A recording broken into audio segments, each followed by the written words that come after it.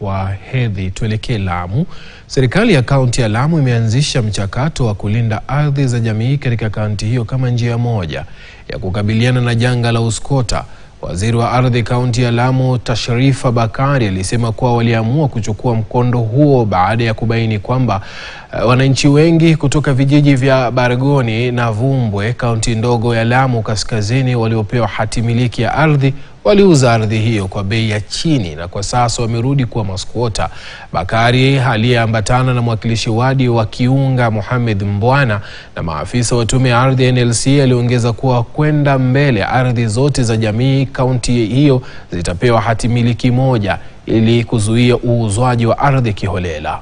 Nyewe pamoja na serikali ya kaunti ya Lamu na tumefaulu kupata ardhi yetu, na tumeamua kama Wasimambaye kuchukua ardhi yetu kwa community land, kwa sababu kwa manufaa ya leo na ya kesho na atakayokuja kizazi chetu cha watoto wetu. Kuna ardhi kama za Vumbe watu walipewa na wakauza hizo ardhi, na sasa hivi pia wanalalamika, wanasema hawana ardhi.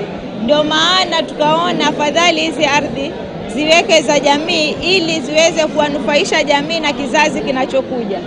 Inakuwa sio sahihi hii sehemu kuipeana kwa watu binafsi, kutoa vipande iende ikauzwe kwa bei duni kwa hali za kiuchumi za watu wetu.